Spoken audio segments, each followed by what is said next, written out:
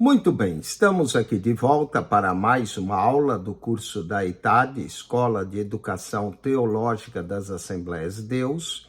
Estamos estudando agora livros poéticos, começando essa terceira sessão do Antigo Testamento. Nós temos o Pentateuco, que são os 5 primeiros livros, os livros históricos, que vai de Josué e Esther, e a terceira seção do Antigo Testamento são chamados livros poéticos, que é o livro de Jó, Salmos, Provérbios, Eclesiastes e Cantares de Salomão. Esses 5 livros são escritos e apresentam a poesia hebraica. Mas nós vamos encontrar nesses 5 livros princípios para viver e princípios para louvar a Deus.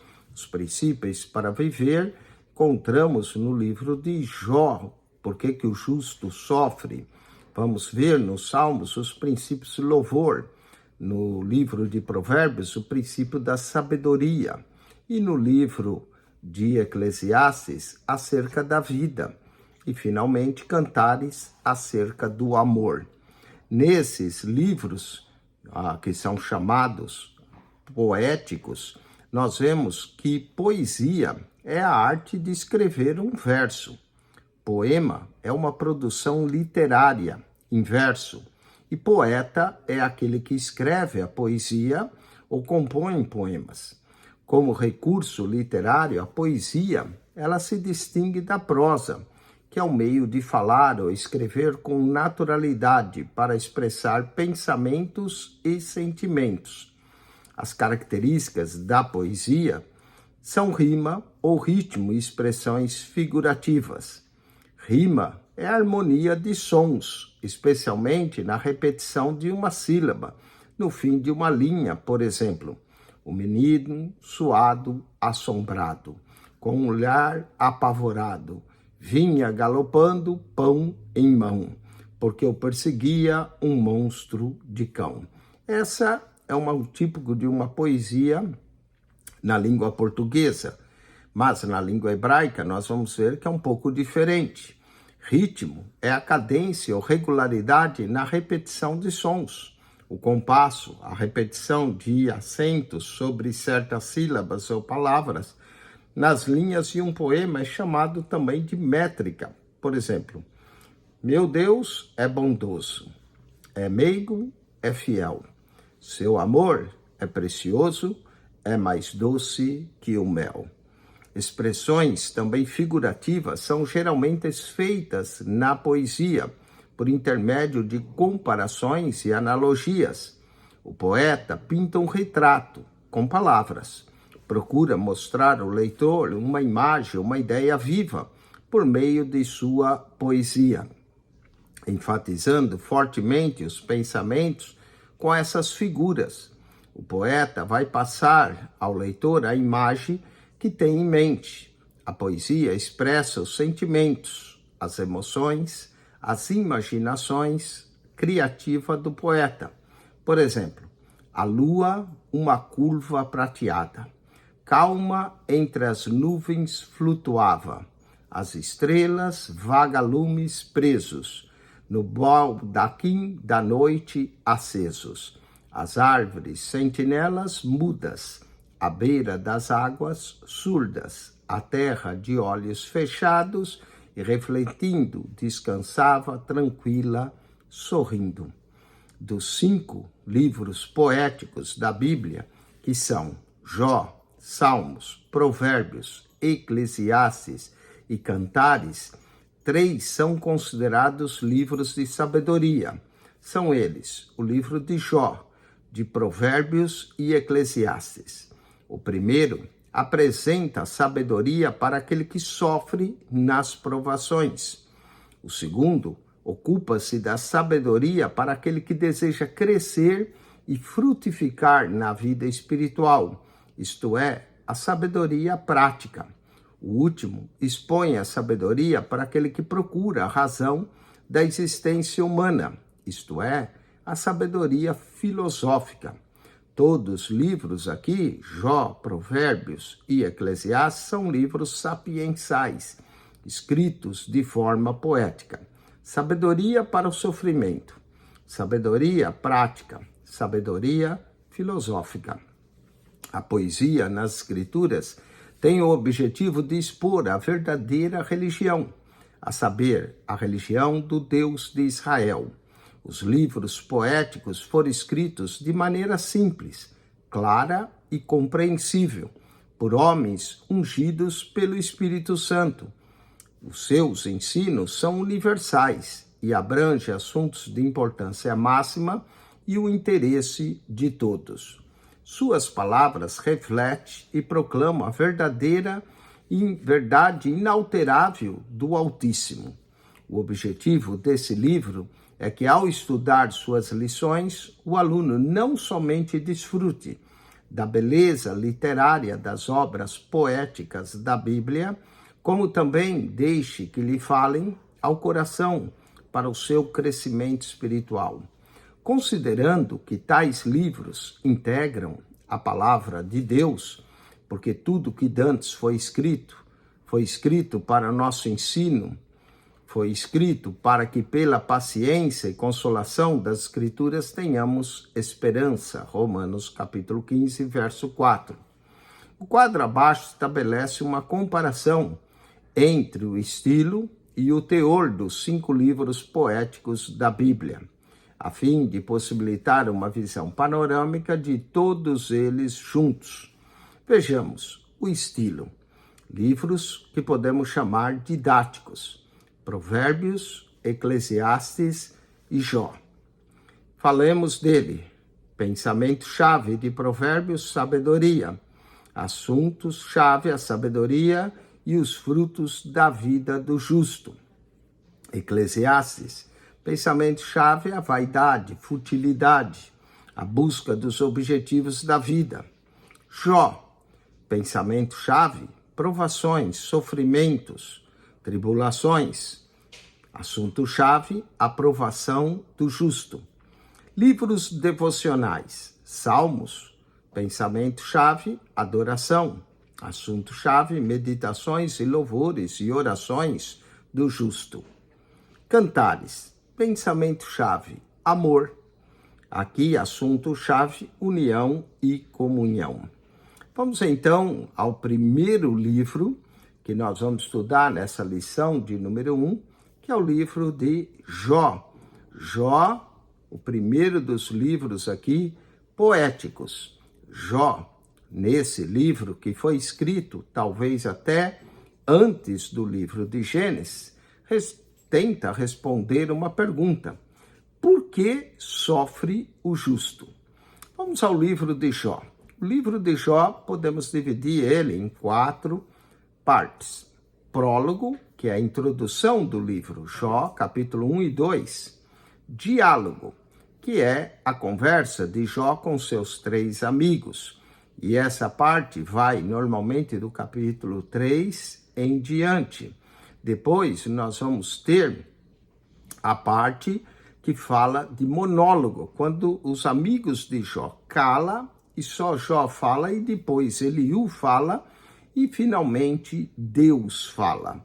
Então nós temos o prólogo, o diálogo, o monólogo, e vamos ter o epílogo, que é o último capítulo do livro de Jó. Essas são as 4 partes principais do livro de Jó. Nesse, então, lição, nós vamos abordar primeiro a introdução ao livro de Jó no texto 1. Texto 2, falaremos dos principais personagens do livro de Jó. No texto 3, abordaremos o primeiro ataque de Satanás a Jó. No 4, trataremos do segundo ataque de Satanás a Jó. E no 5, as reações de Jó. Vamos então começar com o texto 1, a introdução ao livro de Jó. Toda vez que nós pegamos um livro da Bíblia, devemos estudar quem o escreveu, ou seja, a autoria do livro. Não há aqui certeza de quem escreveu o livro de Jó. Há sim algumas possibilidades estabelecidas pelos estudiosos da Bíblia. A mais aceita que quem escreveu foi Moisés, o mesmo escritor do Pentateuco. Há, porém, outras opiniões que datam o livro de Jó mais tarde, pós-exílico, e aí coloca como escritor Esdras. Há também outros que acham que o livro de Jó pode ter sido escrito por Salomão. Outros entendem que o livro de Jó foi escrito por Eliú, o quarto personagem que aparece. E outros atribuem o livro de Jó ao próprio patriarca Jó. Então nós temos aqui pelo menos 5 autores possíveis: Moisés, Esdras, Salomão, Eliú e o próprio Jó. O mais aceito dentre esses 5 é Moisés e Eliú.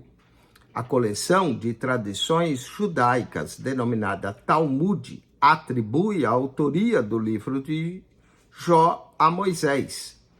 Outros, partindo da passagem de Jó, capítulo 32, versos 16 e 17, concluem que a autoria do livro pertence a Eliú. E eu vou ler Jó, capítulo 32, versículo de número 16 e 17. Está escrito assim: esperei, pois não falais, porque já parastes e não respondestes mais. Também eu responderei pela minha parte e também declararei a minha opinião. Aqui, então, baseado nesse verso, alguns acham que Eliú está declarando a sua opinião. Vamos ao cenário histórico do livro de Jó. Também não se sabe com certeza quando foi escrito o livro de Jó, né? Falamos da autoria, agora a data. As evidências internas apontam para a época patriarcal, quando os homens viviam muitos. Assim sendo, Jó teria sido contemporâneo de Abraão. Outros ainda pensam que o livro é do tempo de Salomão. E não há nada no livro indicando que Jó conhecesse as leis hebraicas e suas cerimônias, como temos a partir do livro de Êxodo, mas mesmo assim Jó fazia sacrifícios. Os holocaustos que Jó oferecia a Deus, mencionado no início do seu livro, não eram aparentes. Os mesmos sacrifícios eram realizados pela ordem sacerdotal levítica. E daí a ideia que o poema foi escrito antes da libertação do povo de Deus do Egito. Caso tenha sido o seu autor, Moisés deve tê-lo escrito quando ainda estava em Midian, quando escreve essa história de Jó. A localização também da terra natal de Jó seria ao leste de Canaã, talvez na atual Arábia Saudita. Jó viveu em uma região onde havia pastagem e água para o seu gado. Possivelmente, sua residência principal fosse na cidade. Conforme Jó, capítulo 29, verso 7, que ele se assentava para julgar como um juiz na cidade, deixando os animais e a lavoura aos cuidados de muitos dos seus servos. Arqueólogos também descobriram cerca de 300 ruínas de cidades de civilizações remotas na região da antiga Uz, isto é, a parte meridional das terras bíblicas do período patriarcal. Falemos do desenvolvimento do livro. Temos em Jó um livro doutrinário. Essa obra, que foi divinamente inspirada, fala da doutrina de Deus, fala do homem, fala de Satanás, fala do pecado, fala da justiça, fala da disciplina, da fé, da criação e outros pontos que podemos trazer no livro de Jó. Jó é também um livro revelador de fatos divinos e sobrenaturais. Ele aborda fatos essenciais sobre Deus, como seu favor para com seus filhos, e também o seu controle sobre Satanás. Fala também da confiança que Deus quer que tenhamos nele, adverso das provas que passamos. Nesse livro, temos a resposta à pergunta: por que o justo sofre, enquanto os ímpios gozam de saúde e prosperidade. É um livro que aviva a nossa esperança. Mesmo que não pareça ser assim nos primeiros capítulos, vai tornar-se evidente nos últimos capítulos. Observemos a seguir o desenvolvimento desse poema. Primeiro, o problema do sofrimento. Segundo, as razões falsas apresentadas pelos homens para o sofrimento, no caso, os amigos de Jó. Depois, as razões elucidadas, mas ainda incompletas, sobre o sofrimento. E por último, a explicação da parte de Deus sobre o sofrimento. Olhando o livro em síntese, Jó sofre várias calamidades. Jó perde os seus bens, perde a saúde, ficando seu corpo cheio de chagas. Seu sofrimento é intenso. 3 amigos procuram ajudá-lo e consolá-lo, porém com aconselhamentos à base do raciocínio humano e de argumentos sem amor nem piedade, o que piora ainda a situação do patriarca Jó. O jovem Eliú chega por último, e suas palavras mostram alguma esperança no patriarca. As razões apresentadas por esse quarto amigo Eliú ajudam um pouco, mas ainda não responde à pergunta que mais atormenta Jó. Finalmente, Deus fala. Deus sempre tem a última palavra. Deus aqui fala ao sofredor, trazendo e encontrando a solução que Jó tanto anela. A esperança, que no início do sofrimento não existia, começou a brotar quando as justas razões do problema são abordadas. Essa esperança tornou-se realidade, com a réplica majestosa, divina e incomparável do Altíssimo.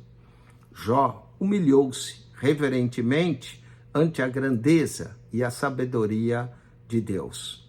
E logo depois foi duplamente restaurado. As 4 partes principais do livro são prólogo, diálogo, monólogo, epílogo. Todos os personagens do livro são apresentados no prólogo, com exceção de Eliú. Vamos aos exercícios. Marque C para certo e E para errado. 1. O livro de Jó foi escrito pelo menos por ele mesmo e não paira qualquer dúvida a respeito da sua autoria. Errado. Jó pode ser um autor, mas não é, tem outros, né? Nós falamos 5. Vamos a 2. O livro de Jó foi escrito há cerca de 2.000 anos precisamente. Também incorreto. O livro de Jó deve ter aproximadamente 3.500 anos. Outro errado. 3. Não há nada no livro de Jó indicando que ele conhecesse as leis hebraicas e suas cerimônias como apresentadas a partir do livro do Êxodo. Certo. Esse é um argumento. Apesar que o sacrifício que ele fazia é similar ao do livro do Êxodo. 4. A terra natal de Jó situava possivelmente a leste de Canaã. Novamente certo. 5. O livro de Jó é revelador de fatos divinos e sobrenaturais e aborda fatos essenciais sobre Deus. Certo. E 6. O livro de Jó aviva a esperança do cristão, ainda que não aparente ser assim nos primeiros capítulos, torna-se evidente nos últimos. Certo, novamente. Vamos ao texto 2. Falemos agora dos principais personagens do livro de Jó. Jó, capítulo 1, verso 1 a 5. Embora alguns digam que a história de Jó seja uma criação alegórica de um escritor desconhecido, Jó foi um personagem real. Sabemos disso por causa do livro de Ezequiel, capítulo 14, o verso 14 e o verso 20 menciona Jó. E também no Novo Testamento temos a Epístola de Tiago, que também menciona o patriarca Jó no capítulo 5, verso 11. essas evidências da própria Bíblia, tanto no livro do profeta Ezequiel quanto na epístola de Tiago, nos apresenta evidências que Jó foi um personagem real. O Antigo e o Novo Testamento testificam da realidade desse notável patriarca que foi sempre lembrado por sua paciência. Jó, um homem abastado, era o maior e o mais rico de todos do Oriente. Diz aqui que havia um homem na terra de Uz, cujo nome era Jó. Vai nos dar algumas características desse. Esse era um homem sincero, reto, temente a Deus, desviava-se do mal. Falando do seu gado, era o seu gado 7.000 ovelhas, 3.000 camelos, 500 juntas de boi, 500 jumentas, era também muitíssima gente ao seu serviço, de maneira que esse homem era o maior que todos os do Oriente. Portanto, era o maior homem que existia na época de todos do Oriente. De acordo com essa descrição, Jó era um homem dedicado, constante no louvor a Deus e que amava muito a seus filhos e operava aqui como um sacerdote intermediando pelos seus filhos. Era um homem íntegro, temente a Deus, desviava-se do mal. É notável as qualidades benditas aqui repetidas 3 vezes no livro de Jó acerca de suas qualidades. Capítulo 1, verso 1, capítulo 1, verso 8, capítulo 2, verso 3. O próprio Deus dá testemunho das virtudes de Jó e o que é que Deus vê nesse momento em nossas vidas. Jó era também uma pessoa respeitada por sua comunidade, um conselheiro sábio que socorria os pobres, um homem bom e honrado, de acordo com o próprio livro de Jó, capítulo 29, versos 7 a 5. Diz que ele se assentava, alguns veem ainda Jó como um juiz na cidade onde ele morava. Conjecturas que Jó, quando passou por tudo isso, tivesse com aproximadamente 60 a 70 anos, quando passou pelo fogo da provação. Ele estava com essa idade nessa época, então deve ter morrido com cerca de 200 anos, porque Jó viveu mais 140 anos, e alguns gostam de colocar 70 anos, porque Jó viveu o dobro daqueles 70 anos que ele já tinha vivido. Abraão, seu possível contemporâneo, faleceu aos 175 anos. Jó passa dos 200. Não temos muitas informações sobre Jó e sua família, mas de uma coisa temos certeza: ele era um crente fiel e inteiramente devotado a Deus. A história de Jó ainda acrescenta outros 4 personagens, os 3 amigos de Jó, mais Eliú. Também menciona brevemente sua esposa. Sem eles, sem esse personagem, nós não vamos ter a explicação falha da mente humana para o sofrimento dos justos. Conhecendo esses amigos de Jó, vamos compreender um pouco suas críticas e suas contendas e a sua forma de ver o sofrimento. Falemos de cada um desses amigos. Vamos começar com Elifaz. Elifaz, seu nome significa Deus é ouro refinado, ou Deus concede. A terra natal de Elifaz era Temã, que fica em Edom, ao sudoeste da Palestina. Conforme Jeremias, capítulo 49, verso 7, essa terra era conhecida por homens sábios. Elifaz parece ser o porta-voz dos 3 homens que se dispuseram a falar com Jó, e talvez o mais idoso, porque sempre o mais idoso falava primeiro. Eliú é o mais jovem, fala por último. É também o de mais maturidade, raciocínio dentre eles. É nobre, é sincero e é culto. Entre os principais argumentos de Elifaz para os questionamentos de Jó, encontra-se de que Deus é soberano, justo e puro. Isso está em Jó, capítulo 4, verso 17. E que o homem é a causa dos próprios problemas. Jó, capítulo 5, verso 7. Leamos isso. Jó, capítulo 4, versículo de número 17, lemos: seria porventura o homem mais justo do que Deus? Seria porventura o varão mais puro do que o seu Criador? E depois Jó 5:7 lemos: mas o homem nasce para o trabalho, como as faíscas das brasas se levantam para voar. Falemos agora de Bildad. Bildad, seu nome significa filho da contenda, ou Bel tem amado. Sua terra era a Síria, ao norte, possivelmente ao longo do rio Eufrates. A Síria era então a maior do que é hoje. Os contornos do mundo bíblico antigo mudaram muito ao decorrer dos séculos.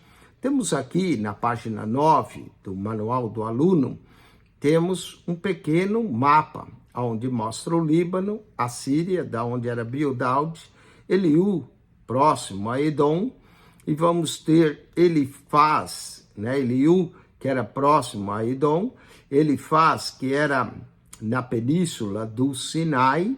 Vamos ter também o outro amigo de Zofar, que era provavelmente da Arábia Saudita, e a terra onde Jó se encontrava, mais ou menos perto também ao norte da Arábia Saudita. Então Zofar viria do sul, Bildad do norte, Eliú viria do leste e Elifaz viria do sudoeste da região, todos para consolar o patriarca Jó.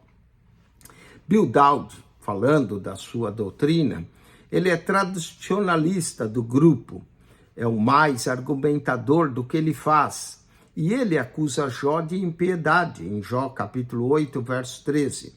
Um dos seus argumentos-chave é que Deus jamais perverte o direito. Jó capítulo 8, verso 3. Porventura, perverteria Deus o direito e perverteria o Todo-Poderoso a justiça? Aí, para ele, Deus é justo. 8:13, ele diz: assim são a vereda de todos os que esquecem de Deus, e a esperança do hipócrita perecerá. Jó, capítulo 8, verso 8 e 10, também lemos o outro argumento de Bildad: porque eu peço, pergunta agora às gerações passadas e prepara-te para a inquirição de teus pais, porque nós somos de ontem e nada sabemos, porquanto nossos dias sobre a terra são como a sombra. Olha que pensamento interessante dele, e também Tiago fala isso, que a nossa vida é como um vapor. Porventura não te ensinaram eles e não te falaram do seu coração e não tiraram razões? Portanto, Eliú argumenta aqui que Deus jamais perverte o direito. Falemos do terceiro amigo, Zofar. Seu nome significa cabeludo ou rude. Sua origem é Naamã, possivelmente ao norte da Arábia. Zofar, ele é dogmático, servo e moralista, exibindo às vezes uma atitude convencida de ser mais santo que o próximo. Acusa ele Jó de jactância. Jó capítulo 11, verso 2 a 6. Diz ele: porventura não se dará resposta à multidão de palavras? E o homem falador será justificado? As tuas mentiras se hão de calar os homens. E zombarás tu que ninguém te envergonhe? Pois tu disseste: a minha doutrina é pura, limpo sou aos teus olhos. Mas na verdade, profera Deus que ele falasse e abrisse seus lábios contra ti, e te fizesse saber os segredos da sabedoria, que é múltipla em eficácia, pelo que sabe Deus, exige de ti mesmo o que merece a tua iniquidade. Zofar é dogmático, severo, moralista, exibindo atitudes convencidas de ser mais santo do que o próximo. Acusa aqui Jó de jactância. Seus argumentos principais são que Deus não ignora jamais a iniquidade de quem quer que seja. Jó, capítulo 11, verso 11. Porque ele conhece os homens vãos e vê o vício e não o terá em consideração? O mal não passa desapercebido diante dos olhos de Deus. Falemos agora de Eliú. Eliú, seu nome significa Ele é meu Deus. Ele procedia de Bus, possivelmente entre Síria ou Arábia, era o mais jovem dos quatro e sem grande intimidade com Jó. Um dos argumentos-chave de Eliú é que Deus é sempre bom e misericordioso. Jó, capítulo 33, versículo de número 24. Vamos ler esse 33, 24. Ele quebranta os fortes, sem que possam inquirir, e o põe outros em seu lugar. Isso nós lemos o 34. O 23, 33, 24, diz assim: então terá misericórdia dele, ele dirá, livra o que não desça a cova, como já achei resgate. Para Eliú, Deus é sempre bom e misericordioso. Vamos aos exercícios. Assinale com X a alternativa correta. Jó foi um personagem real. Tanto o Antigo quanto o Novo Testamento testifica desse patriarca, lembrado por sua letra A, paciência. 1,7, letra A, paciência. 1,8. As virtudes de Jó, que era um homem reto, íntegro e temente a Deus, foram testemunhadas por letra D, Deus. Deus é que deu esse testemunho de Jó. 1,9. É possível que quando passou pelo fogo da provação, Jó tivesse, de acordo com o livro, em torno de 60 anos. Vamos a 1,10. Jó viu-se diversas vezes diante de amigos, tais como Elifaz, Bildad, Zofar, todas as alternativas estão corretas. 1,10, letra D, todas corretas. 1,11. Além dos três amigos de Jó, que tentam explicar o seu sofrimento, um quarto personagem discursa no final. Letra A, Eliú. 1,12. O nome Elifaz significa, letra B, Deus é ouro refinado. Deus é ouro refinado. O nome Eliú significa, letra A, Ele é meu Deus. Ele é meu Deus. Vamos agora ao texto 3, o primeiro ataque de Satanás a Jó. Jó, capítulo 1, verso 6 ao verso 22. Deus e Satanás. Nesse texto temos o registro de um diálogo entre Deus e Satanás, bem como os acontecimentos subsequentes. Segundo essa passagem, Satanás, que significa adversário, apresenta-se regularmente a Deus, como costumam fazer os anjos, aqui chamados filhos de Deus. Esse texto bíblico também revela que Satanás não é onipresente. Se fosse, não teria de ficar rodeando a terra. Também nos revela, no segundo ponto, que sempre está em atividade a serviço de seu reino tenebroso, procurando destruir a fé dos crentes em Deus. À medida que se aproxima o fim de sua liberdade no universo, ele intensifica seus ataques contra a humanidade. Terceiro, nos mostra que Satanás acusa os servos do Senhor diante de Deus. Diz que Jó servia a Deus por interesse, isso é, por causa das bênçãos, dos bens que o Senhor lhe concedera. Quarto, Satanás, para agir, depende da permissão do Altíssimo para provar os crentes. É o Senhor quem primeiro fala sobre Jó. Conforme o testemunho que Deus dá no verso 8, Satanás entra em cena, dizendo que Jó só é fiel porque Deus o fizera prosperar. Satanás aqui insinua que se Deus estendesse a mão e destruísse os bens materiais do patriarca, que ele veria como Jó blasfemaria dele. Capítulo 1, verso 11. O Senhor permitiu tocar nas posses de Jó. E aí vem o ataque do inimigo, Jó, capítulo 1, verso 7 a 19. O adversário, Satanás, saiu da presença de Deus, decidido a destruir a fé de Jó. O que faz em seguida demonstra que ele tem poder sobre homens ímpios e também sobre elementos climáticos. Lembremos-nos, porém, que isso acontece dentro dos limites estabelecidos pelo próprio Deus. Usando os salbeus como instrumento, Satanás ataca e destrói primeiramente os animais domésticos e os empregados de Jó. Ora, os animais eram muito valiosos naquele tempo, mais valiosos até do que são hoje. Eram necessários para o sustento. Usava-se também para o vestuário, para o transporte, e no caso de Jó, também se usava os animais para os sacrifícios.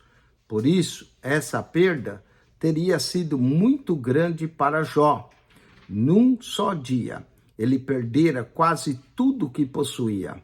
Não há informação sobre a reação de Jó antes das 3 calamidades que lhe sobrevieram.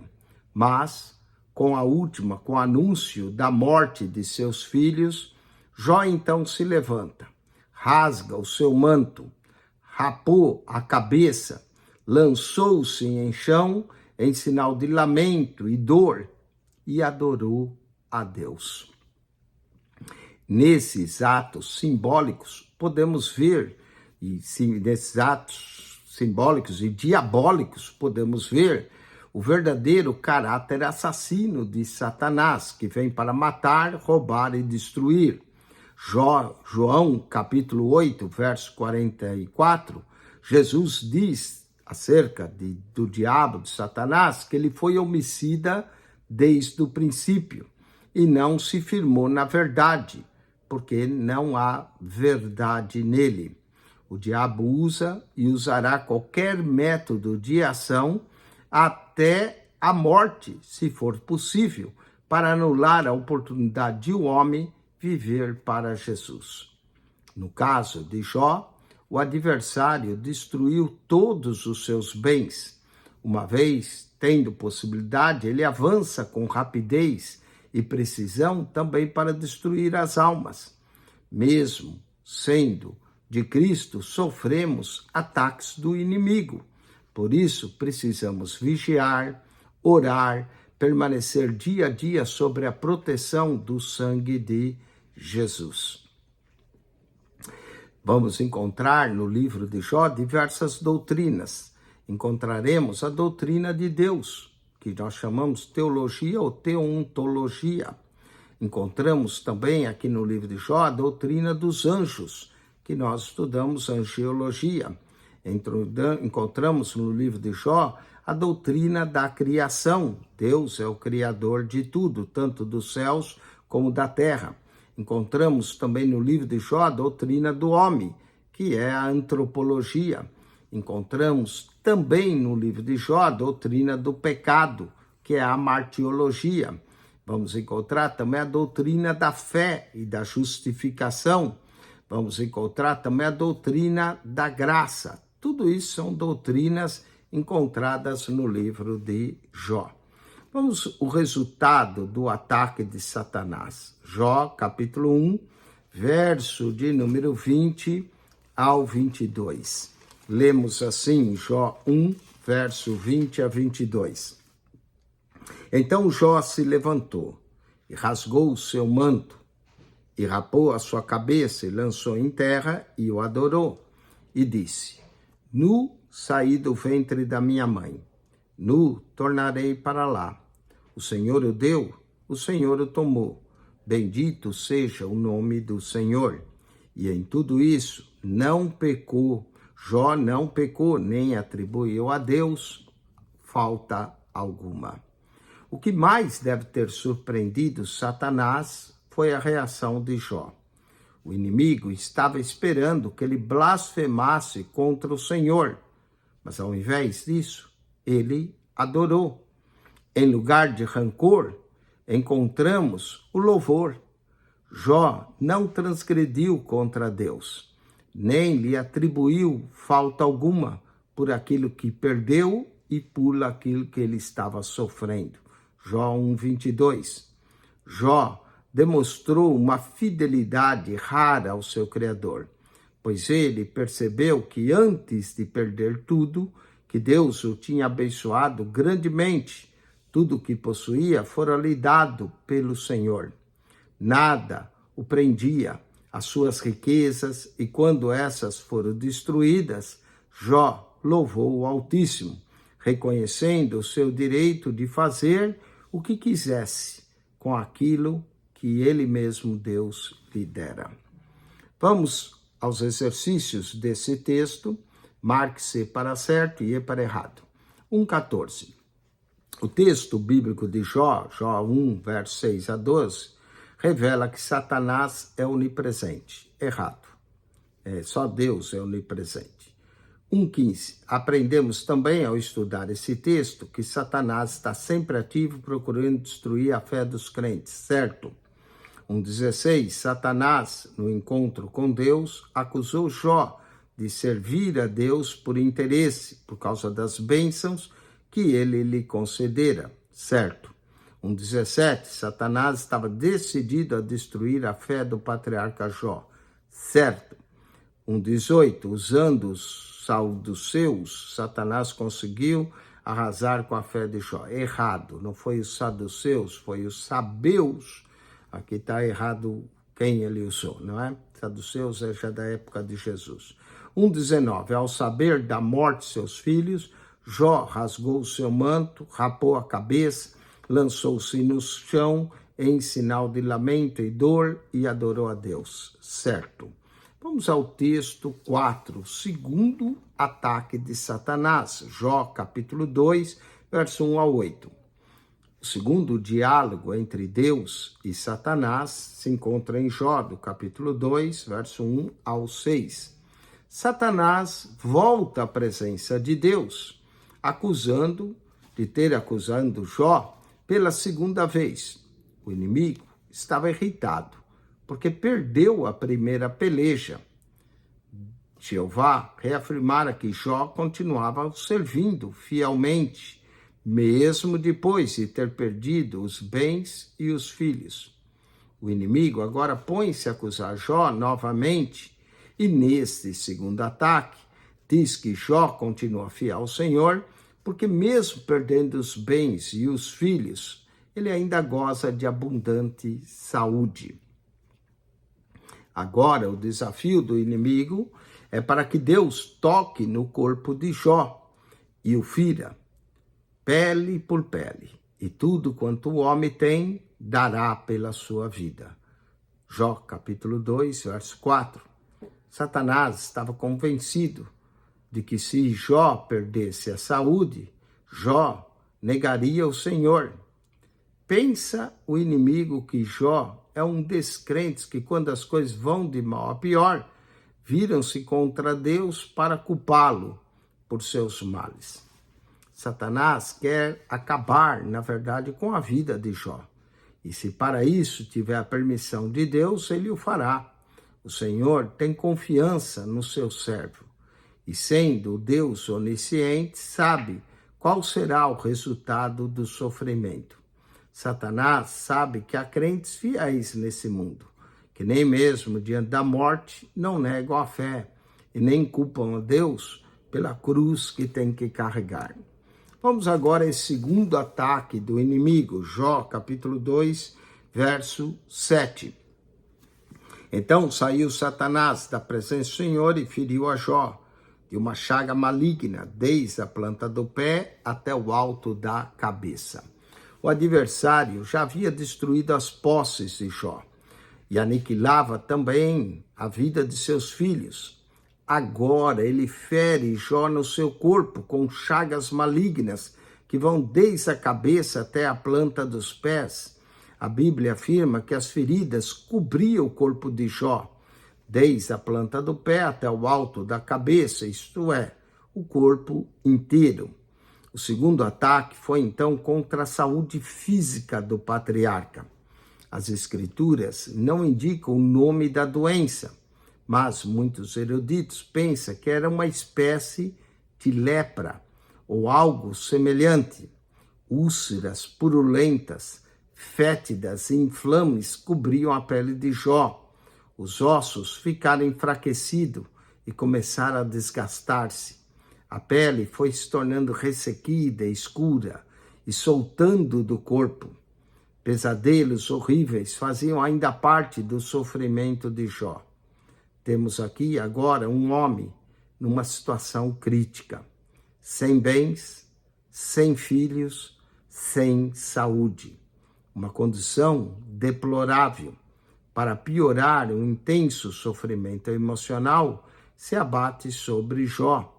A sua mente agora está carregada de perguntas. O seu raciocínio procura respostas adequadas e satisfatórias, sem, contudo, encontrá-las. É verdade que sua alma permanece ligada ao Criador, mas isso não impede que ele busque com ansiedade a razão de sua dor. O patriarca julga que morrerá por causa dessa doença, e sua mente o atormenta com os porquês de tão profundo sofrimento. No meio da cinza, Jó, capítulo 2, verso 8, e tomando um pedaço de telha para raspar com ele as feridas, assentou-se no meio da cinza. É tamanho o sofrimento de Jó. Com a coceira que ele pega um caco de telha para raspar. Sua aflição é tal que ele procura aliviar de algum modo a dor e o calor insuportável que sente no corpo.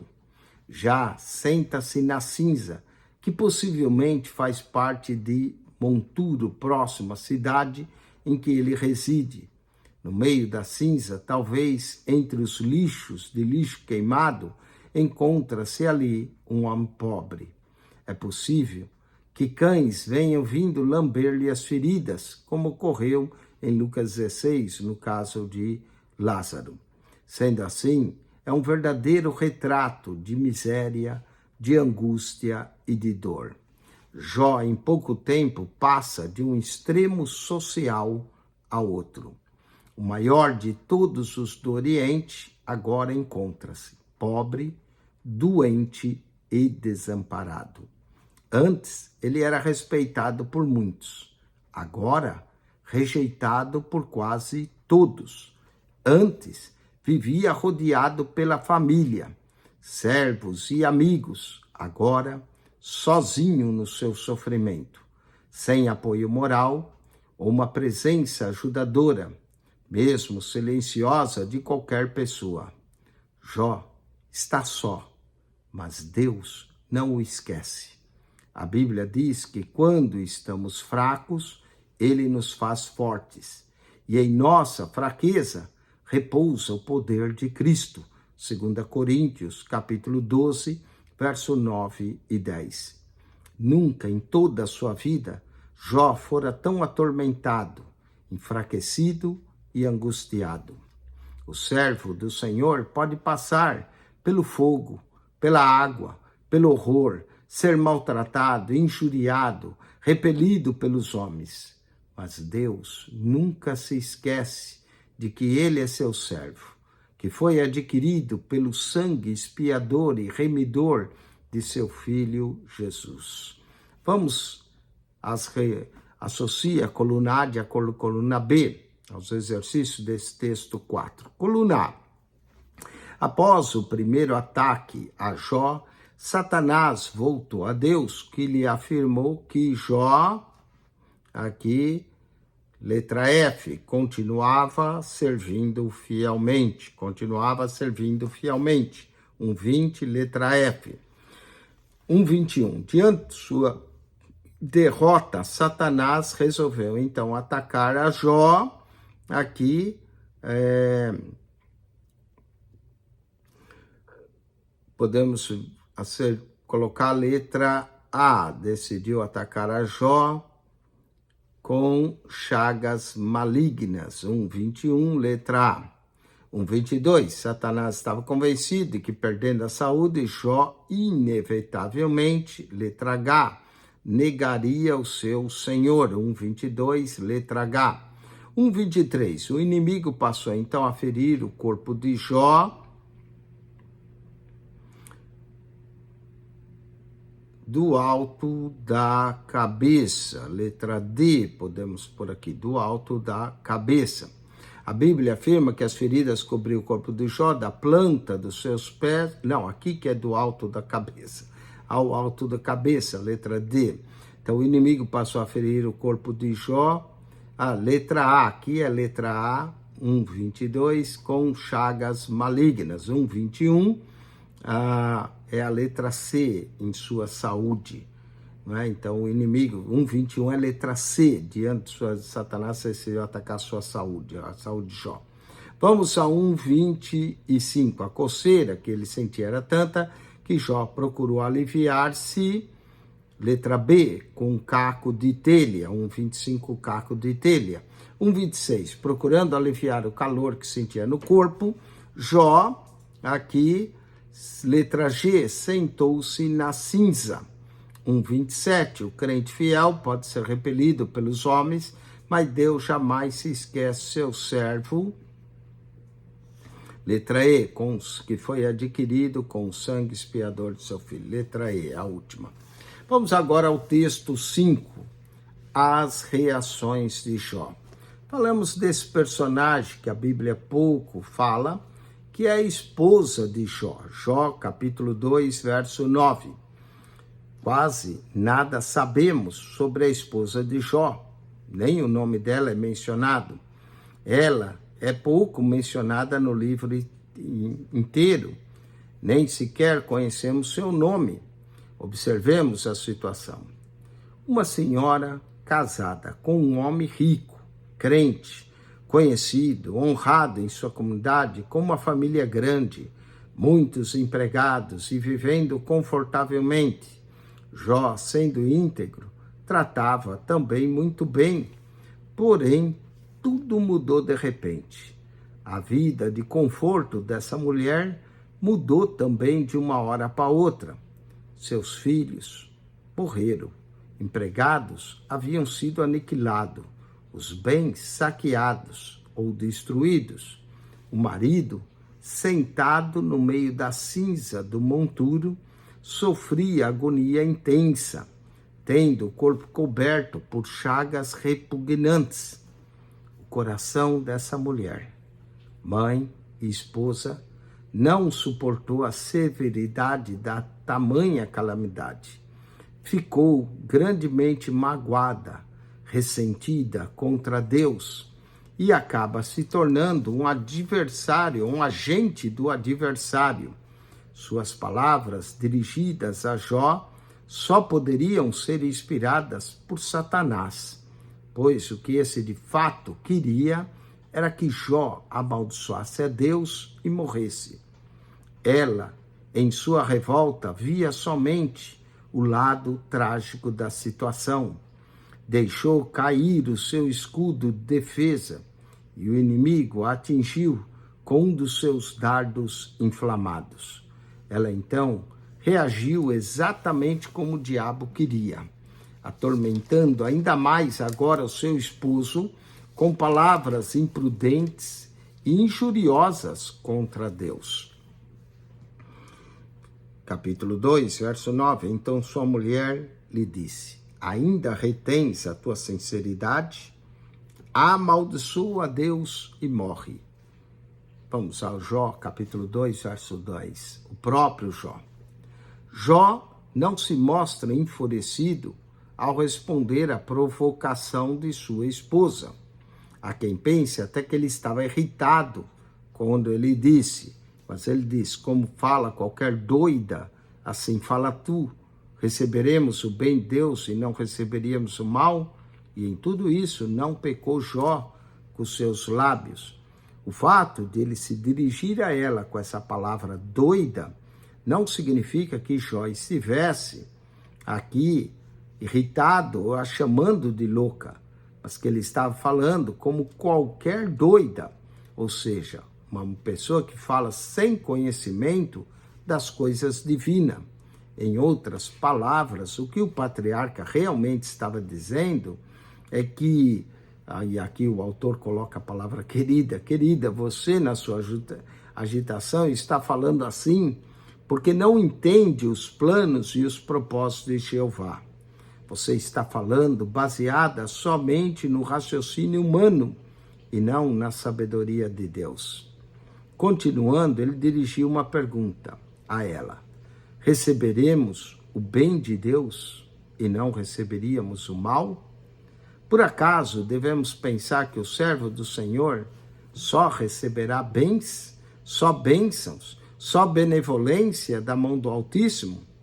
O mal aqui não tem a conotação de pecado, de castigo, mas de adversidade, conforme Isaías 45, verso 7. Jó sabia que o bem e também o mal, no sentido de contrariedades, vem de Jeová. Sua esposa ainda não tinha aprendido essa verdade e, como muitos de nós, não tinha sido aprovada ainda na escola do sofrimento.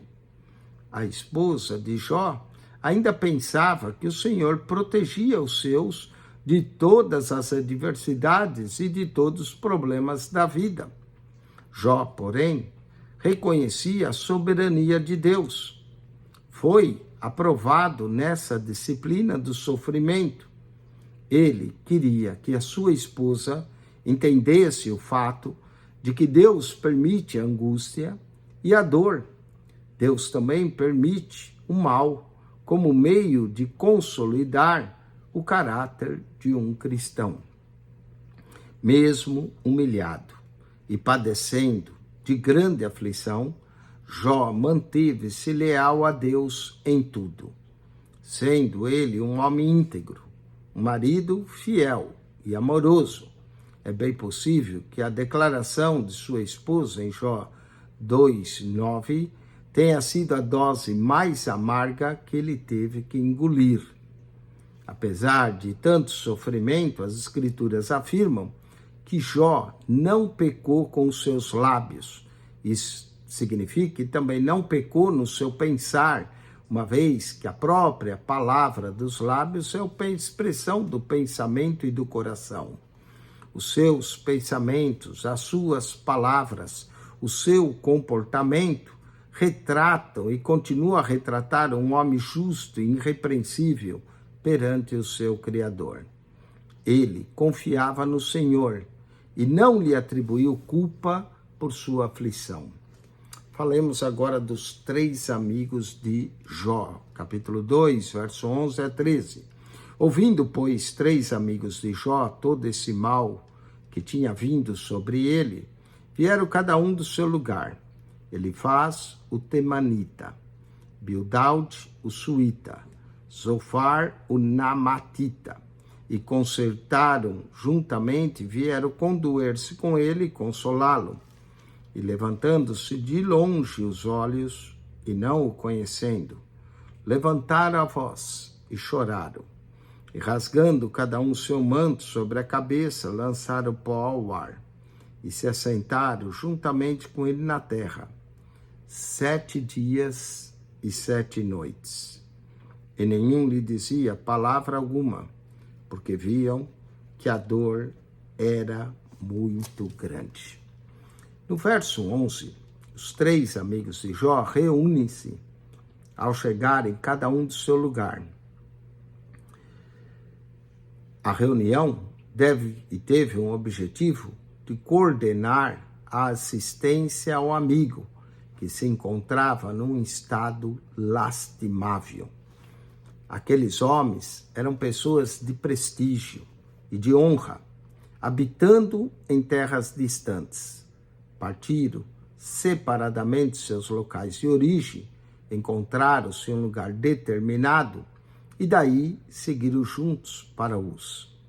A viagem talvez tenha durado semanas. Quando finalmente chegaram ao destino, à distância, notaram que Jó estava irreconhecível por causa da enfermidade. pelo que se comoveram até as lágrimas.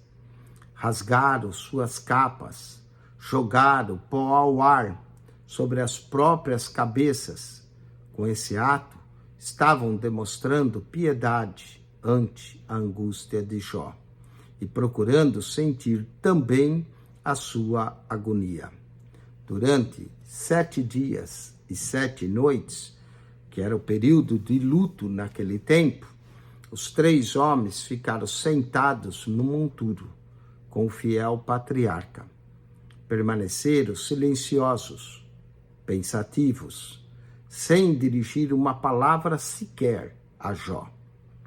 Por uma semana, não o perturbaram, porque viram que a dor era grande, muito grande, de acordo com Jó, capítulo 2, verso 13.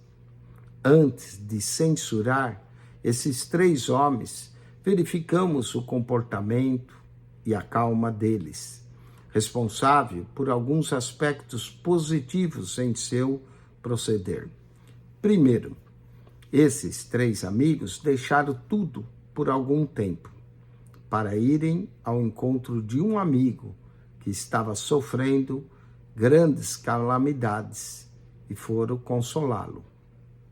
Segundo, viajaram muito para chegar ao destino. Terceiro, conforme sabemos, foram os únicos a fazerem companhia e a se condoerem de Jó. E olha que Jó tinha parentes, mas eles não vieram. Quarto, choraram na desolação do amigo e humilharam-se perante ele, rasgando suas vestes e se fazendo igual à dor. Quinto, por 7 dias e 7 longas noites, sentaram-se com o amigo, ainda que fossem homens de dignidade e prestígio, estavam com as vestes rasgadas, sentado no monturo com seu amigo. Não eram indivíduos inferiores, como alguns alegam. Outros ainda refutam os pontos positivos acima enumerados aqui, achando que os amigos procederam simplesmente conforme os costumes da época. Sendo educados e cultos, estavam apenas seguindo os pormenores da ética de seus países. Mas não é isso. Seja como for, havia nos amigos de Jó boas intenções e, como a Bíblia o chama, amigos. Queriam, de fato, aliviar e consolar o sofrimento do patriarca, que era alguém que eles amavam. Pelo menos no início do estado com Jó, eles demonstraram boa vontade. O problema de Elifaz, Bildad e Zofar é que se tornaram e se nota depois, se mostraram impacientes, precipitados em suas palavras e em seus julgamentos. Vamos aos exercícios desse texto número 5 e depois a revisão geral dessa lição antes do nosso intervalo. Assinale com X a alternativa correta. Quando a esposa de Jó, no livro desse patriarca, letra A, ela é pouco mencionada. 1,29. A esposa de Jó, ressentida contra Deus, tornou-se letra C, agente do adversário. 1,30. Jó foi aprovado por Deus. Letra B, na disciplina do sofrimento. 1,31. Jó tinha 3 amigos que vinham de longe, reuniram-se a ele. Letra A, assentando-se também no monturo. Vamos à revisão dessa lição. Marque C para certo e para errado. 1,32. Por não haver certeza sobre a autoria do livro de Jó, coagita-se que o seu autor seja Moisés, o Esdras, o Eliú, o Salomão ou o próprio Jó. Certo, esses são 5 possíveis autores do livro de Jó. 1,33. Ezequiel, capítulo 14, verso 14, verso 20, e Tiago, capítulo 5, verso 11, apresentaram evidências de que Jó é uma criação alegórica e não um personagem real. Errado. É ao contrário, eles apresentaram evidência que Jó é um personagem real e não uma criação alegórica. Errado, 1,33. 1,34. O primeiro ataque de Satanás a Jó atinge seus animais domésticos, seus empregados. Certo. 1,35. A segunda investida de Satanás contra Jó, ferir-lhe o corpo com chagas malignas. Certo. 1,36. Irritado com a esposa, Jó a chama doida, com a clara intenção de classificá-la como louca. Errado, errado. Não é isso que Jó chamou ela doida, o que ela falava que era doidice. Muito bem, com isso nós concluímos a lição de número 1, demos a introdução nos livros poéticos e já demos a introdução aqui, falamos do prólogo do livro de Jó. Na lição 2, nós vamos continuar estudando esse livro maravilhoso que é o livro de Jó. O livro de Jó possui 42 capítulos, 1170 versos. 42 capítulos, 1170, possui sabedoria para nós no sofrimento. Bom, Deus te abençoe em Cristo Jesus. Acione o nosso canal no YouTube, PR Eugênio Piacentini, o canal da Bíblia. PR Eugênio Piacentini, o canal da Bíblia. Ao entrar no canal, clique naquela foto redonda, vai aparecer um menu, clique no playlist. Ali no playlist você vai encontrar um total de 240 pastas, com mais de 6.900 vídeos. Há aulas do curso da idade, há aulas da escola bíblica dominical. Há também um comentário de toda a Bíblia. Se você descer todas as pastas, lembra que são 240. Você tem que descer lá na primeira, você vai encontrar um comentário em Mateus, capítulo por capítulo, verso por verso, por Marcos, Lucas, até o Apocalipse. Depois, Gênesis, Malaquias, as primeiras 70 pastas, comentário de toda a Bíblia. Temos também a Bíblia lida para você, porque a fé vem pelo ouvir e ouvir a palavra de Deus. Temos aulas da idade, aulas de escola dominical para você. Se você não é aluno e gostaria de ser, ter acesso à plataforma, ter acesso aos testes da idade para adquirir a sua avaliação e, consequentemente, seu diploma de teologia básica, entre em contato conosco, faremos a sua matrícula, daremos acesso à plataforma digital. Não importa em qual lugar você esteja, você pode assistir às aulas. Daremos acesso ao WhatsApp, você fazer a prova, o teste da lição. PR Eugênio Piacentini, o canal da Bíblia. Subscreva e divulgue esse canal. Amém.